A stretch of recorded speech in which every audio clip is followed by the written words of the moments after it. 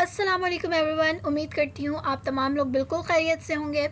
आज का जो हमारा टॉपिक है, नेक्स्ट टॉपिक हम लोग लेके चल रहे हैं नेक्स्ट चीज़ को, that is about solid doses form. की सॉलिड डोजेज फॉर्म क्या होती है? अभी तक हम जो है वो लिक्विड डोजेज फॉर्म को पढ़ रहे थे, अब हम सॉलिड डोजेज फॉर्म को देखेंगे। आप पिक्चर में भी देख सकते हैं, आपको पर्सन नज़र आ रहा है, दैट इज़ अबाउट पूरा जो है वो कैप्सूल एंड लाइक टैबलेट से बना हुआ है। ये समझाने के लिए बहरहाल उन्होंने इस्तेमाल किया, and he is taking an capsule.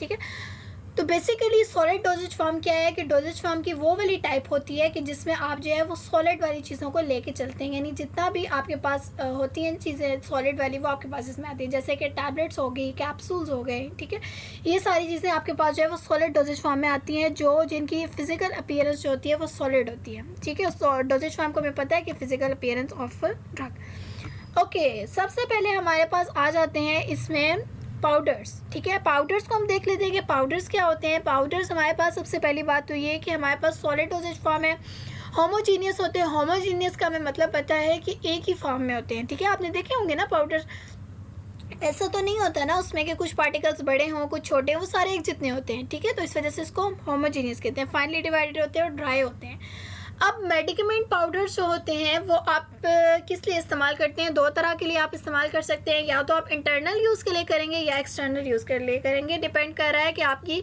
Requirements क्या हैं। ठीक है, अच्छा जी, उसके बाद आ जाता है according to the mode of dispensing powders. मतलब आपने डिस्पेंस किस तरह करनी है मेडिकेशन, तो उसकी बेस पे पाउडर्स को दो तरह के क्लासेस में क्लासीफाई किया गया है, bulk powders and divided powders. So सबसे पहले हम देख लेते हैं बल्क पाउडर्स कौन से हैं। बल्क पाउडर जो होते हैं वो लेस पोटेंट होते हैं। ठीक है, और बल्क की फॉर्म में आप उनको सप्लाई करते हैं। बल्क का मतलब होता है कि लार्ज क्वांटिटी की फॉर्म में आप उनको सप्लाई करते हैं और उनको देते हैं। ठीक है, और बड़े बड़े कंटेनर्स में पैक किया जाता है। जाहिर सी बात है, ज़्यादा अमाउंट में होता है तो बड़ी चीज़ में आप उसको पैक करके जो है वो आगे पहुंचाएंगे।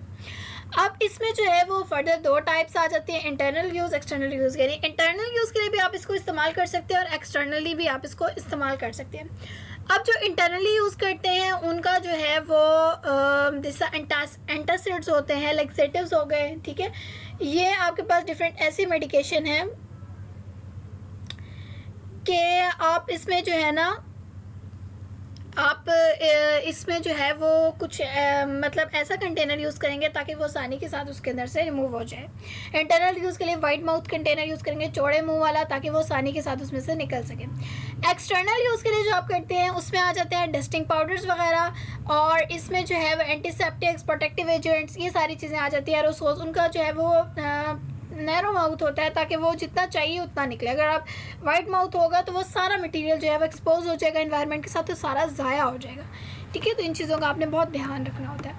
नेक्स्ट आ जाते हैं हमारे पास डिवाइडेड पाउडर्स। डिवाइडेड पाउडर्स कौन से होते हैं? पाउडर्स को जो है ना वो आपने डिवाइड करना होता है इंडिविजुअल डोजिंग यूनिट्स में। ठीक है, कि कितनी आप जो है वो डोज इस्तेमाल करने, मतलब एक टाइम में आपने कितनी डोज लेनी है, दूसरी टाइम में कितनी डोज लेनी है, तो उसके अकॉर्डिंगली जो है ना वो आप उसको क्या कर लेते हैं, डिवाइड कर लेते हैं, ताकि उतनी ही डोज आप एडमिनिस्टर कर सकें। एक इंग्रेडिएंट के लिए भी हो सकते हैं और मल्टीपल इंग्रेडिएंट्स के लिए भी आप इसको इस्तेमाल कर सकते हैं, लेकिन ये इंटरनल यूज़ के लिए होते हैं। ठीक है, अब जो डिवाइडेड पोर्शन होते हैं इनको स्मॉल पीस ऑफ पेपर में जब फोल्ड कर लेते हैं, जैसे आपके पास एनाल्जेसिक हो गया, ORS का साशी आपने देखा होगा, उसको आप मल्टीपल टाइम इस्तेमाल कर सकते हैं।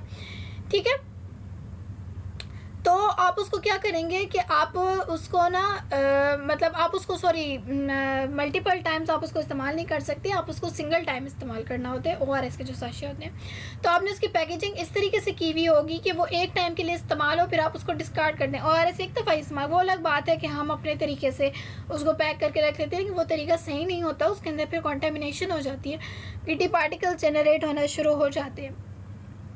तो वो इसमें जो है ना वो डिवाइडेड पाउडर्स आ जाते हैं कि वो एक ही दफ़ा आप उसको इस्तेमाल कर सकते हैं। ओके, नेक्स्ट आ जाते हैं हमारे पास ग्रेन्यूल्स। ग्रेन्यूल्स क्या होते हैं? ये पाउडर मैं आपको ना एक ग्रामेटिकली एक छोटी सी चीज़ एक्सप्लेन करना चाहती हूँ। ये देखें, अब ये आपको नज़र आ रहा है ना, these are finely divided particles. Finely divided particles, इसका मतलब है किसकी बात हो रही है? पाउडर्स की। नेक्स्ट इससे जो स्टेप होते हैं ना उसमें आपके पास बनते हैं ग्रेन्यूल्स। ये भी फाइनली डिवाइडेड होते हैं, लेकिन इनका साइज़ क्या होता है? थोड़ा सा बड़ा हो गया। समझ लें कि पाउडर्स को कंप्रेस किया तो हमारे पास क्या बन गए? ग्रेन्यूल्स बन गए। उसके बाद तीसरे स्टेप में हमारे पास बन जाती है टैबलेट, मतलब आपने ग्रेन्यूल्स को कंप्रेस किया तो आपके पास टैबलेट बन गई। टैबलेट का आप साइज़ देखें, आपको बड़ा साइज़ जो है वो नज़र आ रहा है कि उसका साइज़ भी जो है वो बड़ा है as compare to powders and granules, ठीक है। उसका साइज़ जो होता है वो थोड़ा बड़ा होता है, और क्या होता है कि ग्रेन्यूल्स की कंप्रेशन से जो है वो ये बनती है, मतलब छोटे छोटे पार्टिकल्स या पाउडर्स की जब आप कंप्रेशन करते हैं अच्छे तरीके से, जब आप उनको कंप्रेस कर लेते हैं तो आपके पास एक टैबलेट जो है वो ऑब्टेन हो जाती है। ओके, उसके बाद क्या आता है कि आपके पास स्फेरिकल फॉर्म में ही होंगी, ठीक है। उसके बाद एफर्वेसेंट ग्रेन्यूल्स देख लें। एफर्वेसेंट वो होते हैं जो आपके पास इनमें ना कुछ आप समझ लें कि एफर्वेसेंस प्रोड्यूस होती है, कुछ गैसेस जो है वो लिबरेट होती हैं, जैसे कि उनमें कुछ मेडिसिनल एजेंट ऐसे पड़े हुए होते हैं, ठीक है। जब आप उनको वाटर के साथ ऐड करते हैं ना, जैसे एसिड बेस वगैरह, तो वो लिबरेट करते हैं कार्बन डाइऑक्साइड को, एफर्वेसेंट प्रोड्यूस करते हैं, बुलबुले टाइप से बनाते हैं, ठीक है। जैसे सिट्रिक एसिड और सोडियम बाइकार्बोनेट को अगर आप मिक्स करें तो ये सोडियम सिट्रेट और कार्बन डाइऑक्साइड बन जाते हैं, ठीक है। तो इन्होंने क्या किया, कार्बन डाइऑक्साइड को लिबरेट किया। आपको नज़र आ रही होती है, जैसे आपके पास CaC की टैबलेट होती है तो उसमें ऐसे होते हैं, मतलब वो ग्रेन्यूल से मिलके बनी होती है, और एफर्वेसेंट ग्रेन्यूल्स होते हैं उसके अंदर, और ये सारी चीज़ें जो है हमारे पास आ जाती है, ठीक है। आज का लेक्चर हमारा यहीं तक है। तो अगर आपकी कोई क्यूरी है तो आप लोग जो है वो कमेंट सेक्शन में ज़रूर पूछ सकते हैं।